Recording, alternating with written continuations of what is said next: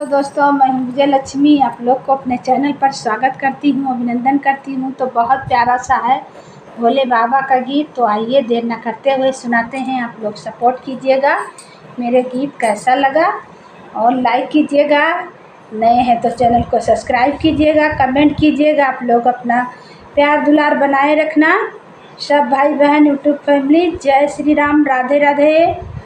हो राजा दर्शन करा दो भोलेनाथ के, काशी विश्वनाथ के नाय पिया दर्शन करा दो भोलेनाथ के, काशी विश्वनाथ के नाय पिया दर्शन करा दो भोलेनाथ के, काशी विश्वनाथ के नाय।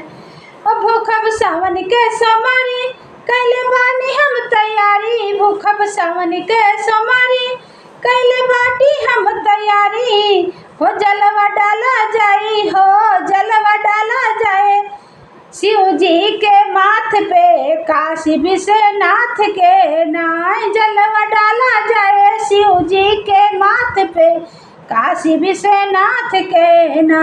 पिया दर्शन करा दो भोलेनाथ के, काशी विश्वनाथ के नाय। राजा दर्शन करा दो भोलेनाथ के, काशी विश्वनाथ के नाय। पिया दर्शन करा दो भोलेनाथ के, काशी विश्वनाथ के नाय।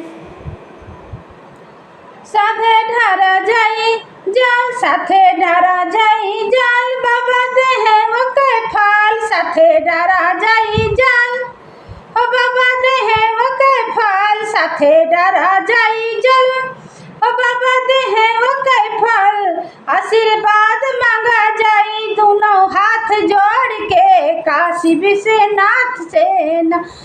आशीर्वाद मांगा जाई दोनों कर जोड़ के, काशी विश्वनाथ के नाय। राजा दर्शन करा दो भोलेनाथ के, काशी विश्वनाथ के नाय। पिया दर्शन करा दो बाबा नाथ के, काशी विश्वनाथ के नाय। पिया दर्शन घुमा दो काशीनाथ के, काशी विश्वनाथ के नाय।